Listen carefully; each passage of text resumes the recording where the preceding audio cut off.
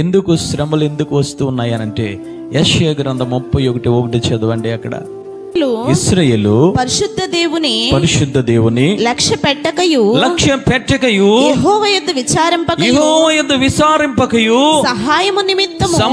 సహాయము నిమిత్తము ఐగుప్తునకు వెళ్ళుచు గుర్రములను ఆధారము చేసుకుని వారి రథములు విస్తారములనియు రౌతులు బలాఢ్యులనియు వారిని ఆశ్రయించు వారికి శ్రమ. ఎందుకు కాపుదల ఉండడం లేదు? ఎందుకు సంతోషం ఉండడం లేదు? ఎందుకు విచారంలో ఉంటూ ఉన్నారు? ఎందుకు శ్రమలు పాలవుతున్నారంటే ఇశ్రాయేలు దేవుడు పరిశుద్ధుడు. ఆ పరిశుద్ధమైన దేవుణ్ణి ఆశ్రయించడం లేదు. విచారణ చేయకుండా ఎక్కడికి పోతూ ఉన్నారనంటే ఐగుప్తుకి వెళ్తూ ఉన్నారు. ఐగుప్తు అనగా లోకములో ఎవరు ఉన్నారు తెలుసా? గుర్రము లాంటి బలమైన మనుషులు, అధికారులు ఉన్నారు.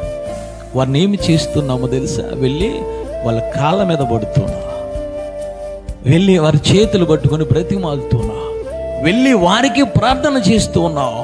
ఐగుప్తుకు వెళ్ళి గుర్రములను, వారి రౌతులను, వాళ్ళ బలాఢ్యులను నమ్ముకుంటూ ఉన్నావు. పరిశుద్ధమైన దేవుని విడిచిపెట్టి, ఆ సంఘమును విడిచిపెట్టి, ఆ సహవాసమును విడిచిపెట్టి, ఆ ప్రార్థన, ఆ వాక్యాన్ని విడిచిపెట్టి ఐగుప్తులో ఉన్న మనుషుల దగ్గరికి వెళ్ళి ఐగుప్తులో ఉన్న వాటిని నువ్వు నమ్ముకుంటూ ఉన్నావు. కాబట్టి అందుకు ఆయన కాపాడడం లేదు నిన్ను. అందుకు నీకు శ్రమలు వస్తూ ఉన్నాయని పరిశుద్ధాత్మ దేవుడు మాట్లాడుతున్నాడు. ఎక్కడికి వెళ్తున్నా? రోజు నీవు నేను ఎక్కడికి వెళ్తున్నా? పరిశుద్ధ దేవుని విడిచిపెట్టి ఐగుప్తుకి వెళ్తున్నావు. తిరిగి పరిశుద్ధ దేవుని విడిచిపెట్టి ఈ లోక మనుషులు, గుర్రాల దగ్గరికి, అధికారుల దగ్గరికి, వారి బలమైన వారి బలాన్ని నమ్ముకుంటూ ఉన్నావు.